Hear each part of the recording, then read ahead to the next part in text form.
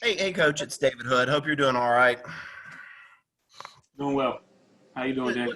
I'm doing all right. Listen, just looking, we had talked about the middle of the field last year, and this year Trevor's already 16 for 19 down the middle. Is that just a product of what the defenses have been giving you, or was that, kind of a talking point with the offense heading into this year that we want to utilize the middle a little bit more this year?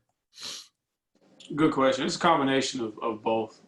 This past offseason, you go back, you study yourself, and you look to where you target the ball mostly. Look for opportunities to expand your offense and hit different field zones, and then also defensive structure will dictate that as well. So it's a combination of both of us also using the tight end. The tight end it's a position that creates that matchup, can get to the middle of the field from the boundary pretty easily, and then some of your 3-by-1 sets, you can do some things off of some play action. So I think it's just a combination of both of those things.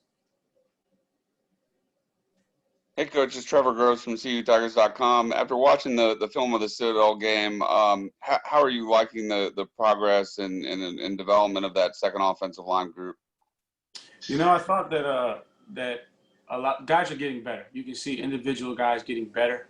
Still gotta make some progress collectively as a group if you want to wholesale change and sub the entire offensive line. But there's definitely guys that you're seeing improvement. They just got to continue to work together to create that cohesion, that chemistry, and that communication that it takes to be successful in the offensive line. I think a lot of times, that's overlooked, but it's critical to the success of an offense. It's just the continuity, the chemistry, the cohesion, and the communication. And over time, experience will develop that for those guys. So it's always good when we can get them experience. But you're definitely seeing individuals get better. But as a whole, still challenging those guys. Really want to see those guys. I think once they have a chance to get the ball in the end zone, which they had some scoring drives going, but they weren't able to finish those scoring drives. They moved the ball, but definitely pleased with the progress of some individuals. But collectively, we still got some work to do, and I think it's just going to come with time.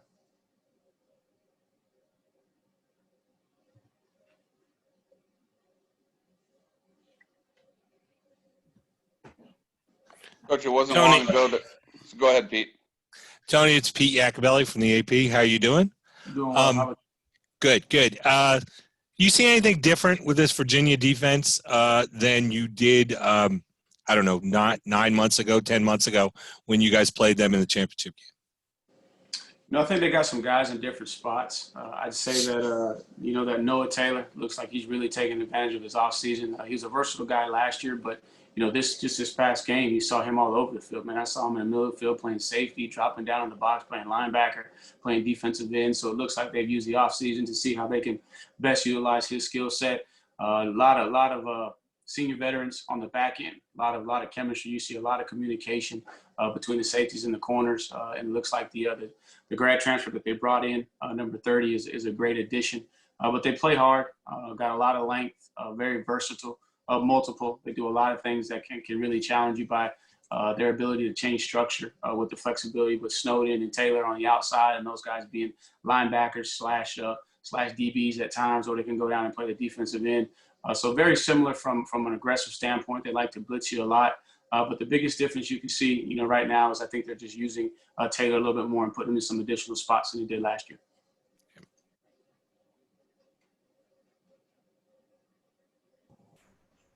Coach, this is Todd Shaughnessy in Spartanburg. I'm wondering what you see that you like so much in Jordan McFadden and maybe the progress he made between the first and second games. I think with Jordan, he's very technical. If you watch him, he's seems like he's always in the right position, has good hand placement, and he's probably one of the most powerful guys that we've had around here in a while. Probably not the biggest guy, but he creates some movement. So the thing that you like about McFadden is he doesn't get out of position. He's got great technique, and then he's powerful enough to move guys in the run game. Those are the things that I'm seeing out of him right now. And again, we saw those things early on, but now it's just at a more consistent rate.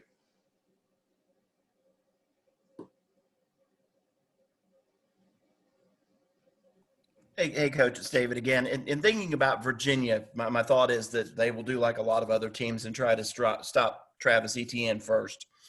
Does that ever surprise you that so many teams just completely, considering how good Trevor is, almost sell out to stop the run and put it in the hands of Trevor?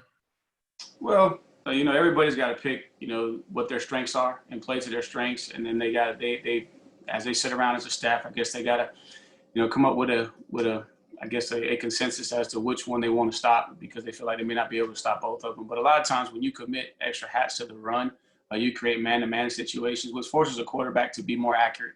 And then sometimes you can get pressure as well when you're bringing pressure in early downs to try and stop the run in some play-action situations. So, it doesn't surprise me. And again, we have a plan to run the ball, plan to throw the ball.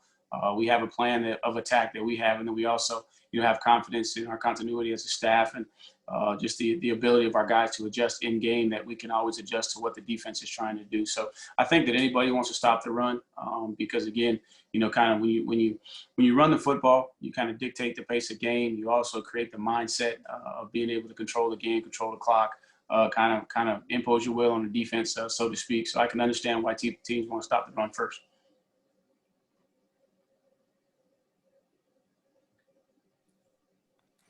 Coach Tony, it's Trevor Pete. again. Sorry. Go ahead, Trevor. Go. Well, thanks. Coach, the Citadel game was the first time we saw Ches and Mikey this season. Just how do you think those guys are doing, and how much of a luxury is it for you to have a stable of backs as deep as you do?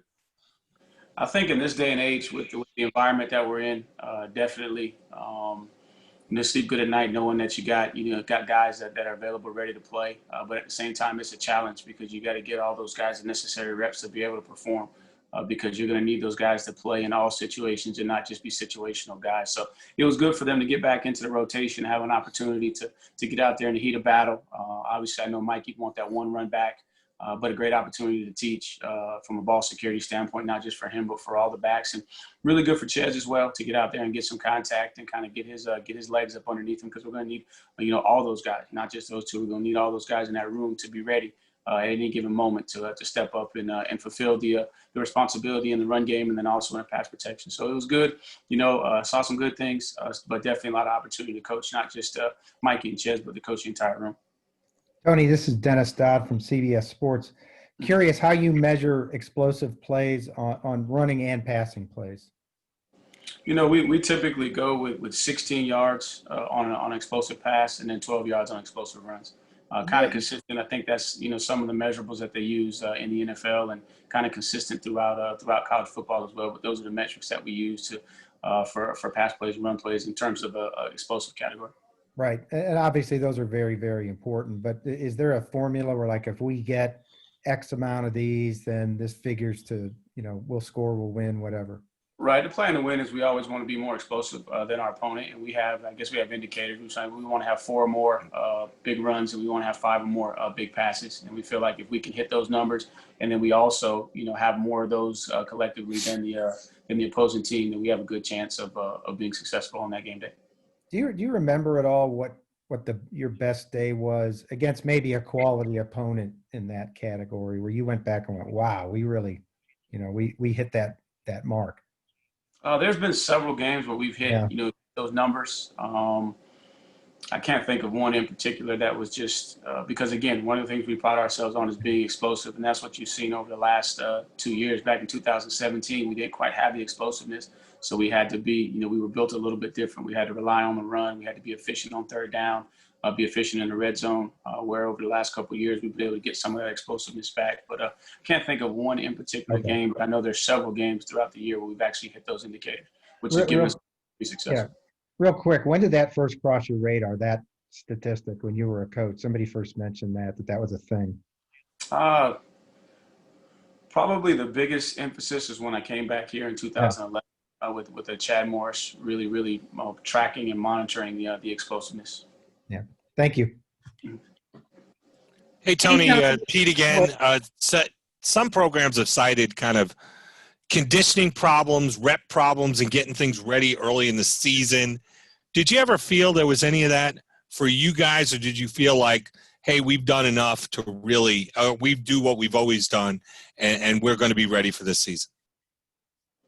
I think what's made us successful around here is just our plan to win, our formula for success, the way we approach everything. And I thought that Coach Sweeney was outstanding in managing the schedule during the pandemic time, the downtime, and then also when we came back to campus, the access that we had to walkthroughs and meeting time that we did enough, but we didn't overdo it to burn the guys out. And then once we got into fall camp, And I thought he did a great job in managing the schedule. So never felt like we didn't have an opportunity to get the things reps. But also I think, what that forces you to do is be efficient as well, to make sure that you're not over-repping things, you're not doing too much.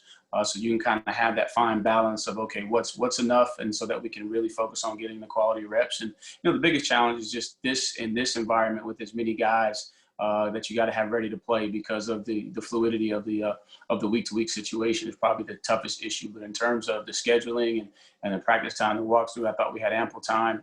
And now just going forward is making sure that we just manage that time to get the guys the reps that they need so they all can be ready to play. Did you have any sleepless nights these couple of days with the guys on their own, or were you pretty comfortable that they do what they have to do to stay ready? No, we're very fortunate. We got outstanding young men, and they've shown over the last several weeks to be responsible with the students. Even though the students didn't officially come back till the 21st, they were all around campus, and our guys have shown that they were being responsible. They were handling their business still well. They were staying out of big crowds, and the testing numbers had kind of indicated that. So really didn't lose any sleep. I really wanted these guys to get an opportunity to get away, to have a little bit of a break, so that they can kind of watch some other teams play, relax a little bit, and then get re-geared up for this next 6-game run.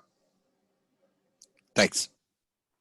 Hey, Tony, it's Anna with Clemson 24/7. Just kind of from a recruiting perspective, with you as a coordinator and a primary evaluator, what kind of challenge is it going to present this season, not having those Friday nights to be on the road and evaluate, not only seniors, but some of the underclassmen, and then also just your thoughts on the dead period being extended all the way to January and not being able to host any guys this season?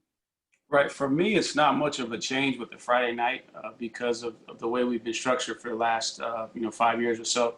I'd always be with the team on Friday, so the only time I would get to go out would be during the open week. So I didn't get to go out and do much evaluation, but it is difficult for all the other coaches who are used to that because there's no way to travel to go see these games. So that is a difficult situation. So you're doing a lot more of I guess you say, the in-person communication evaluation and less of the actual physical evaluation that you would do in the spring or when you go out in the fall.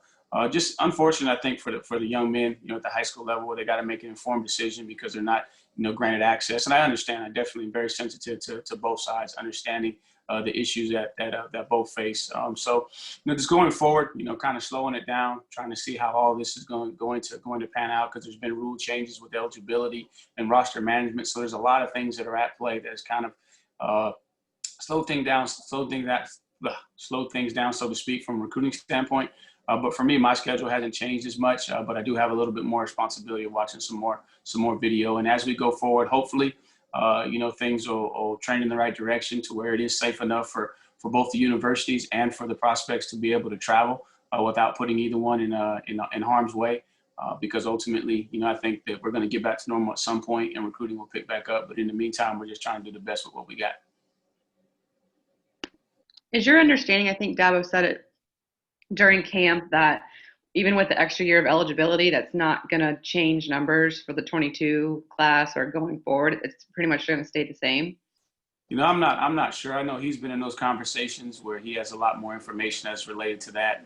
I do know that right now they're talking about the exemption is for this class coming up. Don't know how that's going to transcend going forward with the classes behind it. So at the same time too, you got to make sure that you manage your roster, that you have things in place for those that do want to return, and then see how the NCAA goes through the season and gives us some more feedback as to how they want to manage the roster going forward. So I'm not exactly sure what that's going to look like, but Coach Sweeney would know more about that because he's probably in more of those conversations than I am. Thank you. Hey, Tony, this is Grace Rayner with The Athletic. I know it's only been 2 games, but have you learned anything about this offense that you didn't already know? I think that we all had high expectations for the offensive line just because we knew the quality young men that we had, the experience that they had. But I think the thing that's, refreshing and encouraging is just to see it come to life. I think we had talked a lot about this unit having an opportunity to be one of the better units that we've had. And we've had some really good units offensive line-wise over the past several years. But just seeing those guys set the tempo, the leadership that they're bringing, doesn't surprise me, but it is encouraging to see that really, really come to life, because we all felt like that was going to be the case. But to see it come to life and see those guys set the tempo, I think will just enhance and help us to go, going forward. with this offense. And then, the thing that we all knew was the depth on the offensive line, just inexperience, very talented, but it's been good to get an opportunity to kind of see some of that depth, start to develop, and then also have opportunities to show us where we need to continue to develop and grow, some of those guys that we're going to need down the stretch. Tony, this is Tony, Matt. Oh, sorry, Larry, go ahead. no, you go ahead, Matt. Yeah, I was just going to say, just what were some of your takeaways from watching some of the ACC teams this weekend? Teams like Miami and Virginia and some of those teams that seemed pretty impressive. It's good to be able to kind of have that pressure off my plate, to be able to sit back and just kind of watch it as a fan. But you can see that, those guys have really taken the offseason serious. They put in the work, playing, doing just like everybody else, trying to create as much energy as they possibly can. You can see that their confidence level is high. So it's going to be some good challenges for us, going forward. So I'm looking forward to it, but we're not going to look too far ahead. I know you mentioned Miami, but man, Virginia, this is a rematch of the ACC championship last year. We were able to score, a bunch of points, but when you go back and you look at it, it wasn't quite as clean. There's probably a couple of plays that they would like to have back, that they may have misfit a gap or something that we were able to take advantage of. They're very experienced on defense. So it's going to be it's good to see them play, to kind of get a sneak peek, especially with Virginia, because we hadn't seen them on tape up to this point. So it's good to see who they actually ran out there first, kind of see what their philosophy was going to be against Duke, how they were going to try and play and match their formation. So it was good to get a sneak peek at those guys because we have been preparing, but a lot of it was based off of last year. So we got some confirmation, and we also got some new information as well. Hey, Tony, David with ESPN. One of the things that Travis pointed out when he was talking about his decisions to come back, and I'm sure there was a lot to it, but he talked about sort of the role model he wanted to be for his younger brother. And I'm curious how you, as sort of Travis's role model since he's been on campus, how have you seen him sort of develop and mature? And have you always had that sense that it was, he was kind of trying to do this as a little bit of a path setter for his younger brother? I think part of it is Travis has grown into that role of wanting to be a role model. I think before, when I first met Travis, he was a guy that just loved to play football, and he was just out there playing, having fun. But then as he, had success, I think it brought everything into perspective, for him.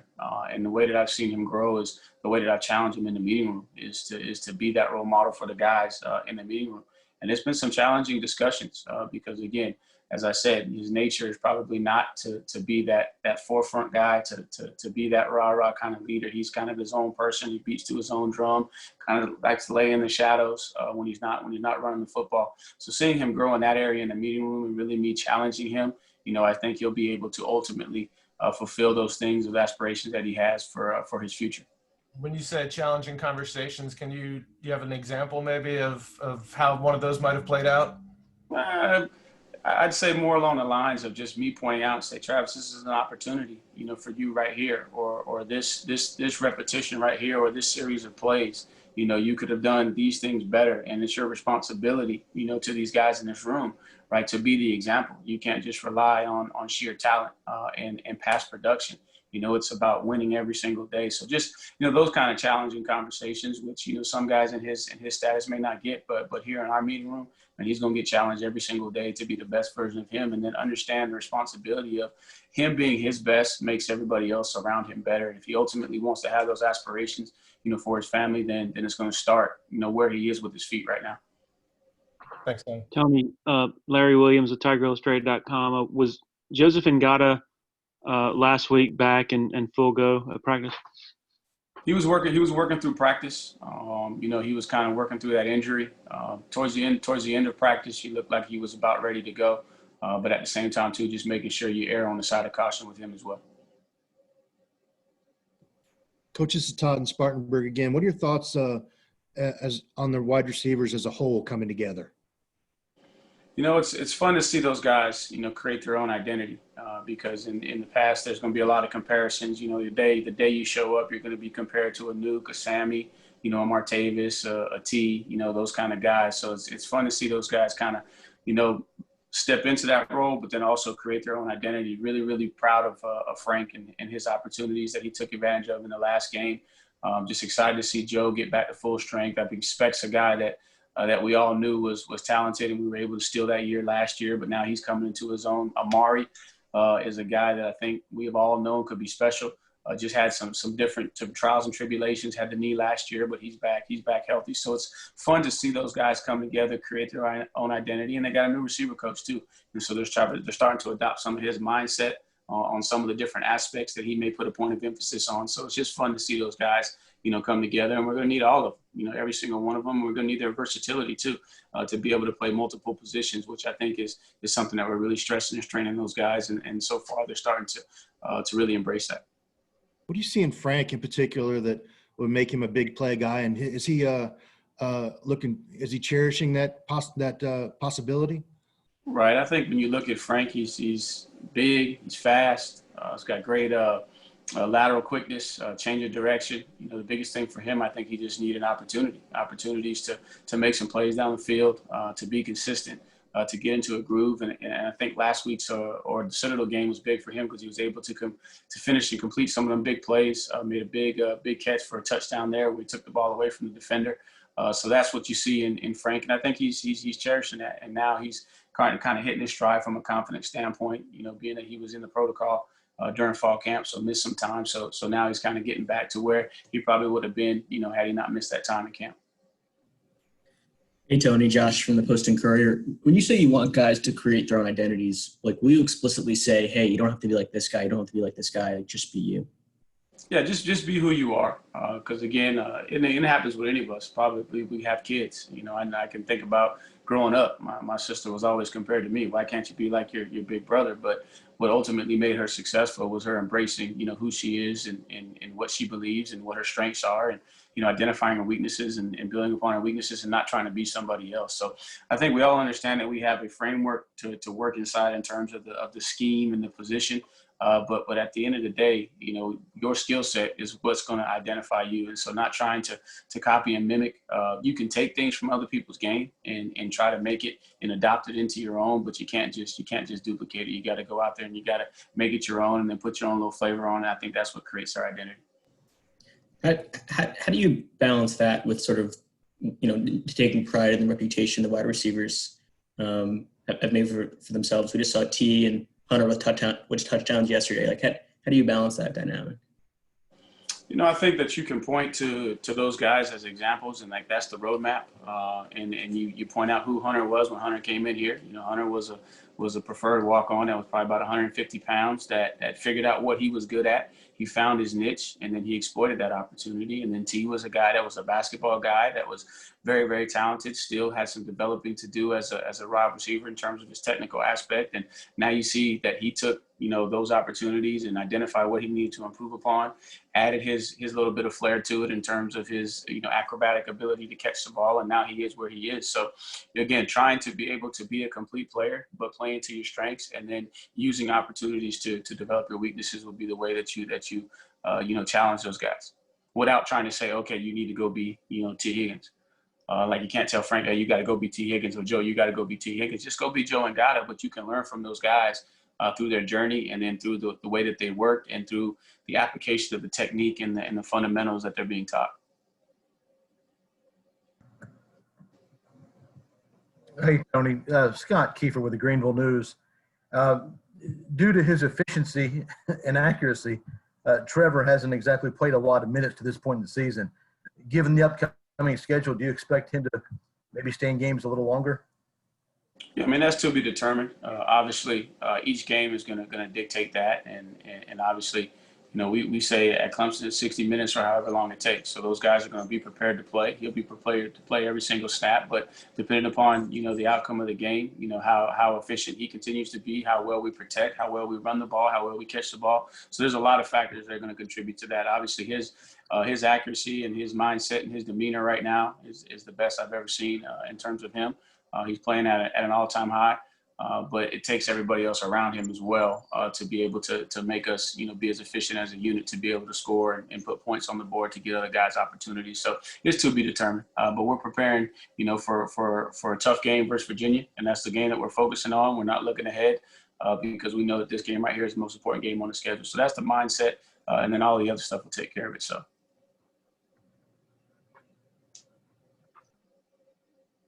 we'll take one or two more for Coach. Tony, with Trevor coming out and saying already this will be his last college season, do you get the sense that that's like giving him a sense of freedom at all? Like, hey, this is it. This is my last one. And it's sort of given him like a little bit of levity, I guess. You know, that'd be I don't want to answer that question because I have no clue. We haven't had those kind of conversations. But what I do know about Trevor is he's a competitor. And obviously he learned from last season. He knows where he wants to take his game to, and that's what he's working for. And you can say there's a lot of different factors that contribute to that, but to say that because he made that announcement, that is what's contributing to his play, you know, I can't answer that question for him.